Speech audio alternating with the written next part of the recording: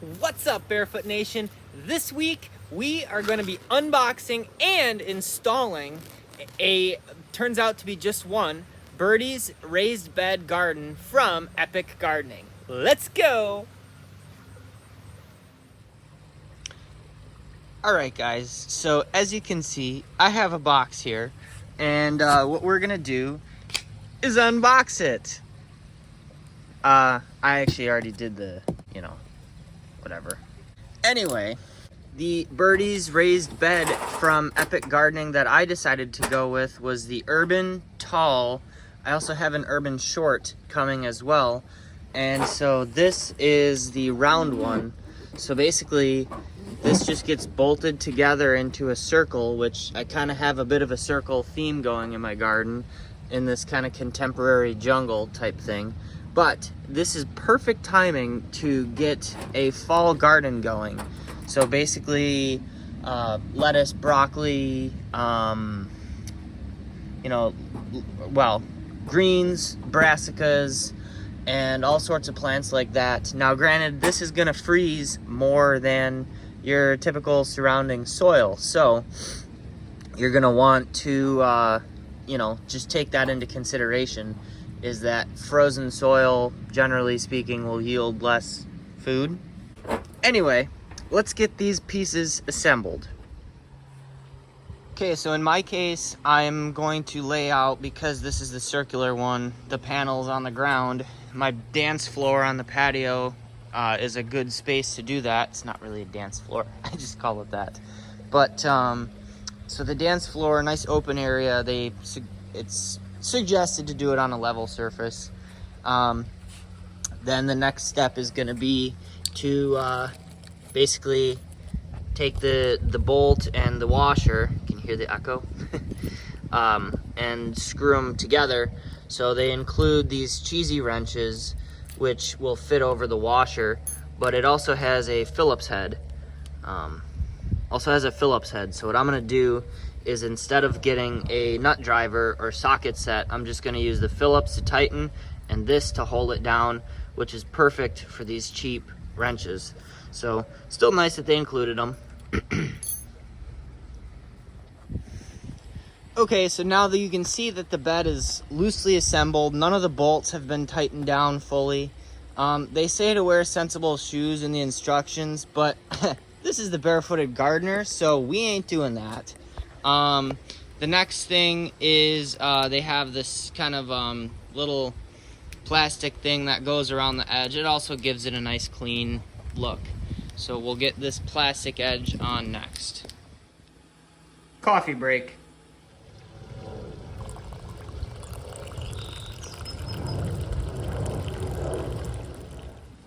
Okay, so now this black trim is on here, so let's trim off the excess. We're gonna just roughly measure,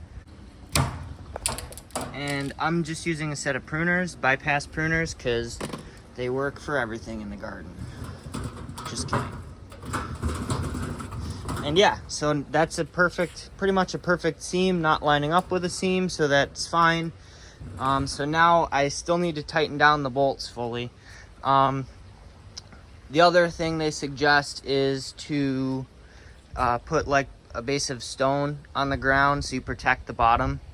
So I actually have a little bit of crusher run available, but I probably should do that just because I don't want to shorten the life of this raised bed unnecessarily. All right, guys, let's get to the nuts and bolts of things. All right, so I have the raised bed out in the garden, and I have the rough inside line marked.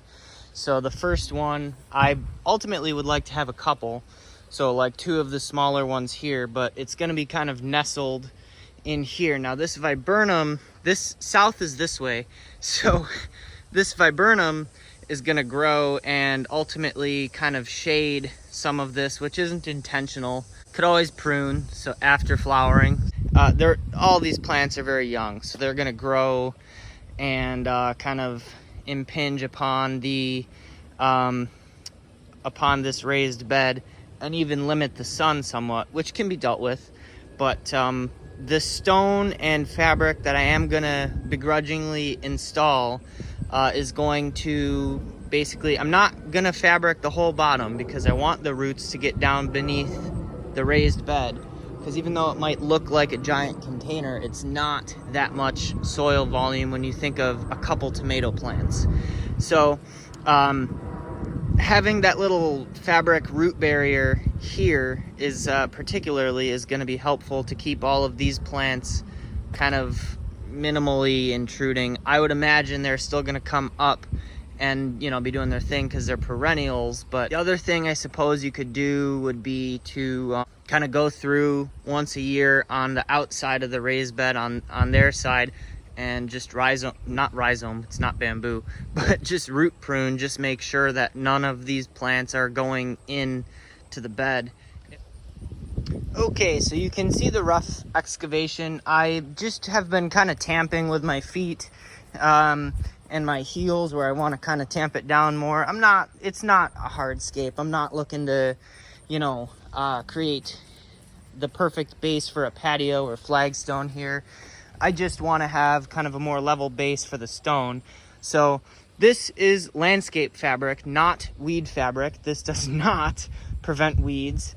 What this fabric is good for, and I'm going to do a separate video on landscape fabric, as riveting as that's going to be, it's important.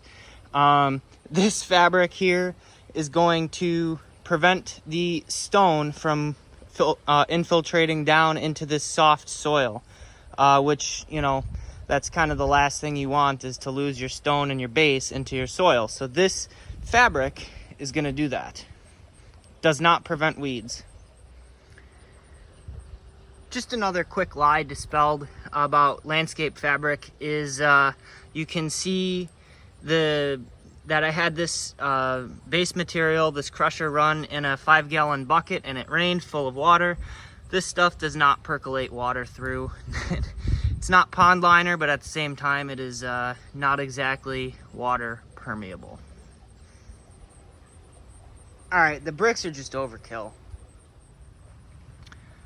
All right, y'all, so you can see that the gravel trench has been done. It hasn't really been tamped because you don't really need to.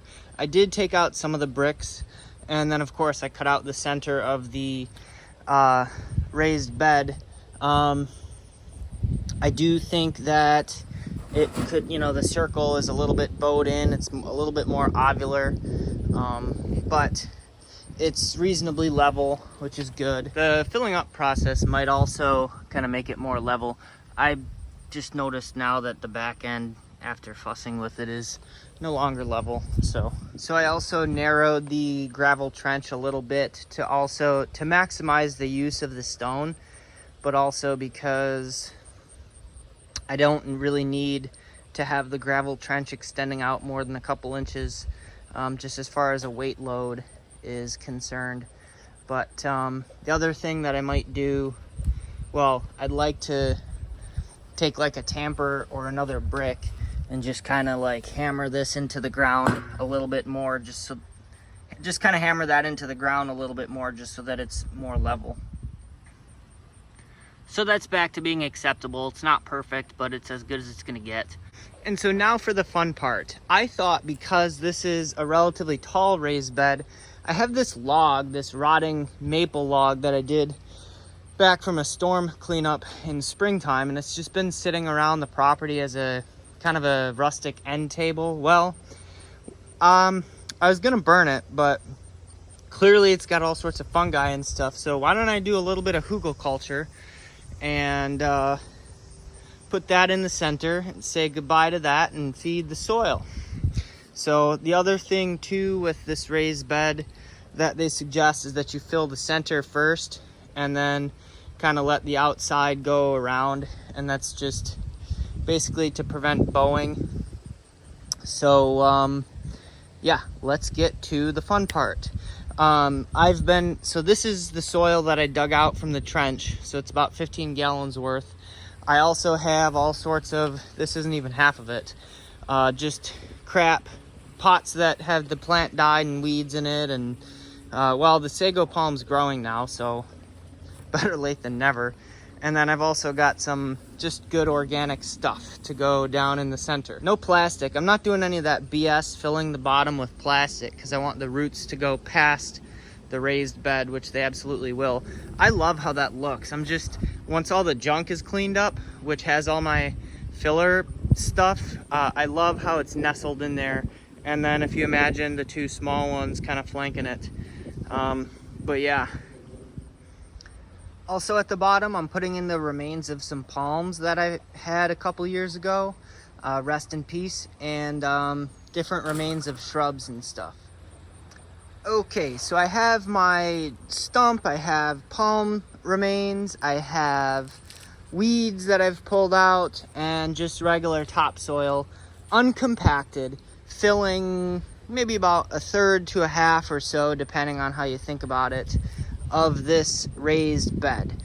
So I'm probably gonna oh, by the way, I also covered on the inside of the gravel trench, I covered that with some of the excess fabric. So I'm probably gonna do a little bit more of the branches and native soil, kind of to fill this void carefully, because again, you don't want this to bow out. The intention is a nice contemporary circle, which will eventually be all rusty. If I can prevent that, I will. And just for kicks and giggles, why don't we compost this box, put that in there, get that chopped up some. Alright y'all, so it's been about a week since I've installed this, and it's rained a couple times, so you can see how fast this thing is actually rusting. So now, I don't really like how the water is running down, but what I was thinking of doing is doing like a clear coat. But anyway, we all want to look at the plants. What I did here to, basically from the last clip you saw, from there, it's been filled with 100% different types of organic matter. So there is compost, there is Michigan peat, not peat moss. Peat moss is not sustainable. There is, different like products. Basically what I did is I went to my local nursery, who I have a good relationship with, and I asked for all of their ripped bags, which, well, I have a truck, so it's not exactly a big deal if some soil spills out, and I got a really good deal on basically all of this stuff except the elephant ear too. All of this stuff that you see here, I got a fantastic deal on, because the other thing I did is I said, hey, what do you want to clear out as far as vegetables, because it's August and most people plant all this stuff in May or June. So all these are Brussels sprouts and broccoli, and they're all planted too close. Even just in the week that they've been planted, they've already grown significantly. So I'm thinking that the spacing is going to be a problem. That'll mostly just relate to watering. But yeah, this is kind of how it's come together. But what I'm doing basically here is I'm just folding this fabric right up to, folding and then cutting close to the edge, and then mulching right over the top of that. And that's how I'm kind of naturalizing this thing and kind of make it look like it's not just sat there awkwardly. But yeah, so I forgot too, this is a tomato plant that my dad lovingly grew from seed and gave me a couple of his tomato plants. So that's gonna live in here too. And you can see that it does in fact have some young fruit on it. Sorry Dad, I don't remember which plants you gave me. Gotta label them. I do have all the other tags of plants right there.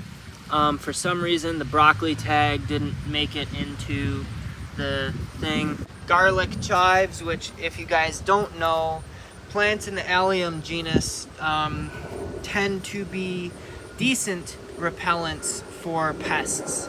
I don't know how well that's gonna work, but yeah, so the garlic chives are kind of protecting the tomatoes. The other thing too is that I do have those cabbage moths, which are kind of floating around. I'm sure that they're already laying eggs in all these brassicas, but honestly, as long as they don't affect the food crop too much, I don't care. There's this Hawaiian farmer named late Jerry Konanuai, and he said as long as they leave me my share, and I totally agree with that. There will be no pesticides or anything harmful, or at least if there's something harmful and on these plants, I know what it is. As you can see, this space here is still empty. I kind of had a caption saying that, but this has been in there for a week. For whatever reason, the tall one and the short one shipped separately, and yeah, so the short one hasn't even shipped yet. So Epic Gardening, what's going on? That's kind of my only negative as far as this goes. I think everything else is really awesome. All right, y'all, that's gonna do it for this week. I hope you enjoyed it. I hope that you also have some food. Something edible growing in your landscape. Let's try that again. All right, y'all, that's gonna do it for this week. I hope you enjoyed it. I hope also too that you have some edible plants growing in your landscape, whatever that might be, whatever you like to eat. Let me know down in the comments actually what that is. What do you grow? Do you grow any edibles? Just ornamentals? What are your thoughts on that? If you like this video, be sure to drop it a big ol' thumbs up, just like that. And also too, if you want to see more content just like this, whether it's food gardening, ornamental gardening, tropical gardening, water features, be sure to give that subscribe button a big ol' kick on the butt. That's a new one. Yeah, that got me off my game. Anyways, guys, thanks for watching. See you on the next one.